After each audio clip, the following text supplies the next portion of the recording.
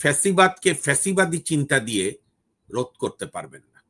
সেটা ভবন ধ্বংস করে ফ্যাসিবাদের চিহ্ন ধ্বংস করা যাবে না। আপনার মনে যে ফ্যাসিবাদী চিন্তা আছে সেটাকে আগে কবর দিতে হবে।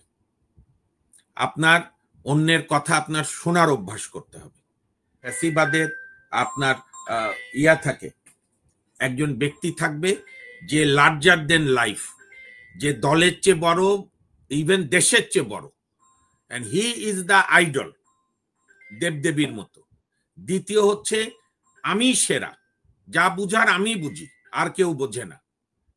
তৃতীয় হচ্ছে মিডিয়াকে আমার অনুগত সঙ্গে আমাদের তুলনা করাটা সঠিক হবে না।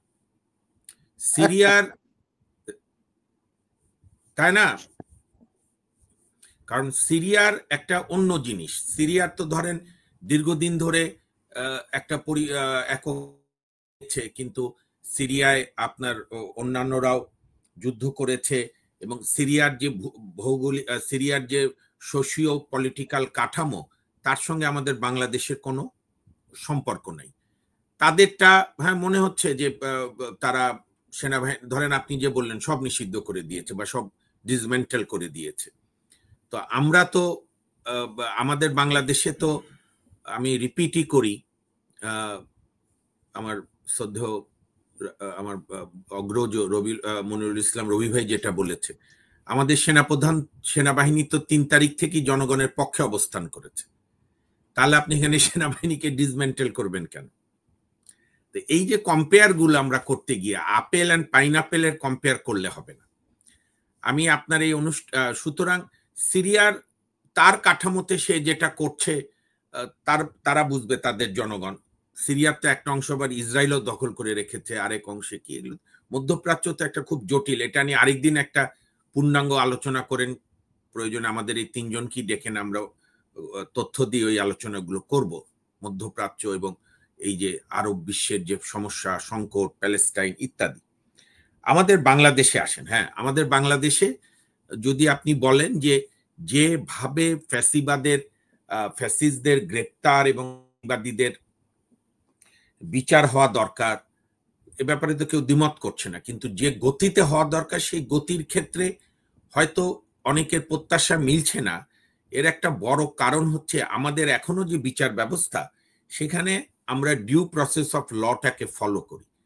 আপনি কিন্তু একটা কথা আমি খুব পরিষ্কার বলি, এতে কেউ মন খারাপ করলে মন খারাপ করতে পারে, বা আমার উপর রাগ হতে পারে, গালিগালাজ দিতে পারে, I am ready to accept that. আপনি ফ্যাসিবাদকে ফ্যাসিবাদী চিন্তা দিয়ে রোধ করতে পারবেন না। দ্বিতীয় বিশ্বযুদ্ধের পরে নুরেমবার্গ ট্রায়াল হয়েছে, কিন্তু দুনিয়ার বিভিন্ন দেশে দেশে ট্রায়াল করেছে তারা, এবং জার্মানির নতুন করে অবকাঠামো জার্মানিকে নতুন করে গড়ে তুলেছে, এবং যেটা করেছিল দুটি পরাশক্তি 2 ভাগ করে দিয়ে, 1 ভাগ কমিউনিস্ট বানিয়ে দিয়েছিল, আরেক ভাগ মার্কিন যুক্তরাষ্ট্র অনুগত। তো সুতরাং ওইটারও কম্পেয়ার করাটাও সবসময় সঠিক না।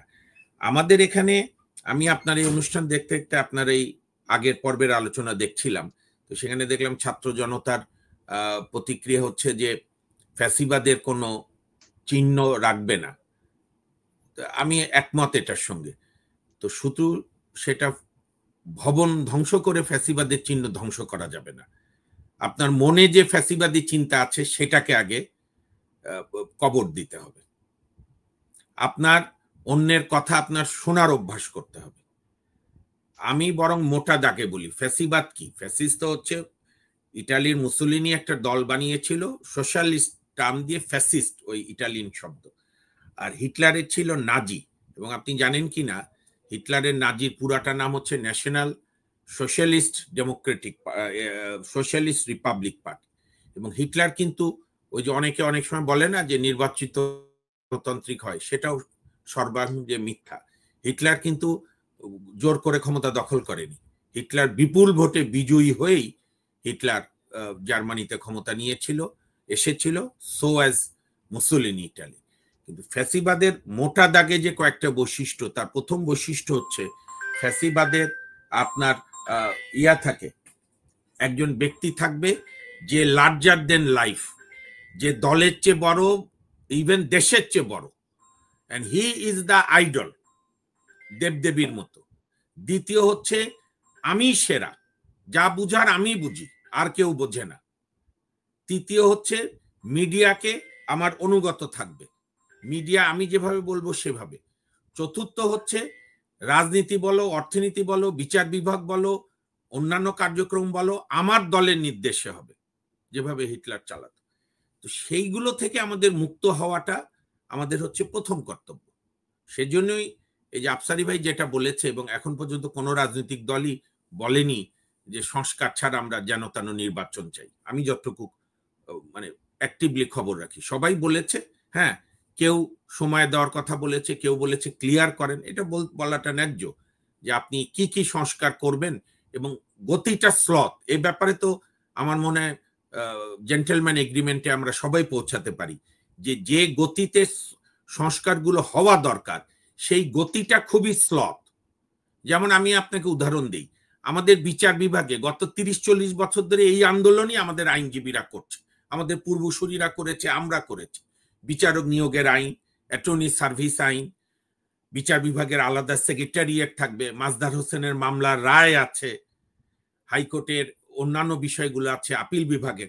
এইটা নিয়ে এত গবেষণা করার কিছু নাই, এইটাকে আরো দ্রুত পদক্ষেপগুলো নেওয়া যায়। ঠিক সেরকম সংবিধানের আপনি একবার বললেন ছুঁড়ে ফেলে দেবেন আলী রিয়াদ সাহেব, আবার কমিটি গঠন হওয়ার পর গিয়ে ডক্টর কামাল হোসেনের সঙ্গে পরামর্শ করলেন, আচ্ছা বেশ ভালো, সবার সঙ্গে করছেন। এবং আমরা তো আনন্দিত যে বিএনপির মতো এত বড় রাজনৈতিক দল, নানা বিষয়ে দ্বিমত থাকলেও বিএনপিও তো সংবিধান সংস্কারের একটা প্রস্তাব দিয়ে এসছে। আপনারা, সংবিধান তো কোনো বায়বীয় জিনিস না, সংবিধান মানুষের জন্য, মানুষের মানে সংবিধানের জন্য মানুষ না। সেখানে যেটা যেটা আমাদের মনে হচ্ছে ফ্যাসিবাদকে লালন করছে বা ভবিষ্যৎ করবে, তো সেইটা আমরা সংস্কার করব। কিন্তু আপনাকে তো, আমি আরেকটা প্রবণতা ইদানিং হচ্ছে, সেটা হচ্ছে যে আপনার মানে আপনি ব্যক্তির ওপরে, ব্যক্তি কি খাবে, কি পড়াশোনা করবে, কি খেলবে। আপনি বলেন আমাদের হিলিতে যে মেয়েরা ফুটবল খেলছিল, আমাদের মেয়েরা ক্রিকেটে ফুটবলে কত ভালো করছে, গর্ব আমাদের। ওই যে সালমা ছিল একটা ক্রিকেট ক্যাপ্টেন এখনো। আমি সেদিন একটা আলোচনা সভা শুনছিলাম, বোধহয় ইন্টারন্যাশনাল ক্রিকেট বডির, তারা বলছে যে বাংলাদেশে পুরুষদের চাইতে নারী ক্রিকেটারদের অগ্রগতি অনেক বেশি। আমরা সেখানে গিয়ে খেলা বন্ধ করছি, এর কোনো মানে আছে? নাম দিচ্ছি তৌহিদি জনতা। আমার এই দর্শক বন্ধু যে তর্ক করছিলেন রবি ভাইয়ের সঙ্গে, আমি খুব মানে আমি ধর্ম সম্পর্কে আমার জ্ঞান খুব সীমাবদ্ধ, কিন্তু আমি একটা ভাষণের লাইন বলি, আমার এই দর্শক যদি শুনে এখনো শোনেন। নবীজি যে তার বিদায় হজের ভাষণে বললেন যে তোমাদের উপর যদি একজন নাক কাটা হাফসি আমিরও নিযুক্ত করা হয়, অর্থাৎ বিধর্মী, সে যদি আইন মেনে চলে তোমরা তার কথা মানবে। তো ইসলাম এত বড় একটা জিনিস যে এটার আপনি এক কেন্দ্রিক ব্যাখ্যা দিয়ে আপনার মনের মতো করে বলতে পারবেন না। নবীজির তো আরেকটা কথাও ছিল, সেইটা আমরা কয়জন করি, যে তুমি যা খাবে যা পরবে তোমার বাড়ির মানে গৃহ পরিচারিকাদেরকে সেই খাবার পড়তে দাও। আমাদের এখানে কি হয়, আমি শ্রদ্ধা রেখেই বলি, ব্যবসায়ীরা রোজার মধ্যে সিন্ডিকেট করে মানুষকে পকেট লুট করে শেষ 10 দিন গিয়ে মদিনা শরীফে পড়ে থাকে কাবার ওখানে। তো সুতরাং আমরা, ধর্ম হচ্ছে অত্যন্ত শ্রদ্ধার বিষয় এইখানে। এবং আমি, মনির ভাই আছেন, মনির ভাই ভালো বলতে পারবেন, কিন্তু আমি একজন রাজনৈতিক সচেতন ব্যক্তি হিসাবে আমি ফখরুল ইসলাম আলমগীরকে, বিএনপি আমি করি না, বিএনপির সঙ্গে নানা বিষয়ে দ্বিমত আছে, এটাই গণতন্ত্র, কিন্তু ফখরুল ইসলাম আলমগীর সাহেব কিন্তু একবারও বলেনি যে ইসলাম মানি না বা ইসলাম করি না। উনি একটা, আর আরেকটা মুশকিল হয় যে আমরা আলোচনার চুম্বক অংশটা নেই, ডানেরটাও নেও না, বাঁয়েরটাও নেই না। মির্জা ফখরুল ইসলাম আলমগীর সাহেব একটা ব্যাখ্যা দিতে গিয়ে বলেছিলেন রাজনীতি, ধর্ম ইত্যাদি ব্যাপারে। তো এইটাকে নিয়ে এত মানে আউট অফ দ্য ব্লু এইটাকে নিয়ে এত খুঁটাখুটি করার কিছু নেই। আর আমি ভারতের ব্যাপারেও বলি, আমি অপ্রিয় কথাই বলি, আমরা কোন দেশের সঙ্গে শত্রুতা চাই না। কেউ চাই, অফিসিয়ালি বলতে পারি যে আমরা শত্রু ভারতের। আমরা যেটা যেটা বিএনপি করেছে, এবং আমি আজকে না, আজ থেকে 5-6 বছর আগে আমি ওপেন সুপ্রিম কোর্টে একদিন বলেছিলাম কোর্টের মধ্যে, এই জন্য আমার অনেক মানে বেগ পেতে হয়েছিল, কোনো মতে পাচ্ছিলাম। আমি বুঝলাম তারেক জিয়া বা বিএনপি যদি একটা দেশপ্রেমিক কাজ করে থাকে সেটা হচ্ছে 10 ট্রাক অস্ত্র মামলা। আবার সেটা ধরা পড়লো এমন মন্ত্রণালয়, যে মন্ত্রণালয়ের আমির ছিল জামাতের আমির, মন্ত্রী ছিল জামাতেরা তদানীন্তন বড় নেতা। তো সুতরাং আমরা তো ভারতের সঙ্গে অফিসিয়ালি বন্ধুত্ব রাখবো। তো শামসুজ্জামান দুদু ভাই কি বলবে যে চল ভারত মার? আমরা বলছি ভারতের সঙ্গে আমাদের দর্শকদেরকে আবেগ থেকে উতরাতে হবে। আমরা ভারতের চোখে চোখ রেখে সম্পর্ক রাখবো, এক ফোঁটা ছাড় দেব না। কিন্তু তাই বলি কি আমি আমার সব প্রতিবেশী সঙ্গে যুদ্ধ করব বা শয়তানি করব, যেটা ভারত করছে? ভারতের কোনো বন্ধু নাই। এবং আমরা তো বরং মনে করি এই সরকার একটা কাজ ভালো করছে অন্যান্য কাজের চাইতে, পাকিস্তানের সঙ্গে নৈকট্য বাড়াচ্ছে, নেপাল, শ্রীলঙ্কা, মালদ্বীপ এগুলোর সঙ্গে নৈকট্য বাড়াতে হবে। কারণ ভারতের আধিপত্যবাদের বিরুদ্ধে আমাদের ইন্টেলেকচুয়াল লড়াই থাকতে হবে, রাজনৈতিক লড়াই থাকতে হবে, কিন্তু আবার ভারতের সঙ্গে স্বাভাবিক সম্পর্ক রাখতে হবে। এটাই একটা স্বাধীন দেশের পররাষ্ট্রনীতি। এইখানে মানে আপনার একে অপরকে দোষারোপ না করে। আরেকটা বিষয় আপনি যেটা বলছেন আওয়ামী লীগ নিষিদ্ধ করার ব্যাপারে, আপনি নিষিদ্ধ করেন, আমি তো মনে করি নিষিদ্ধের আগে যেটা দরকার আপনি আইনি প্রক্রিয়ায় তাদের বিচার করেন।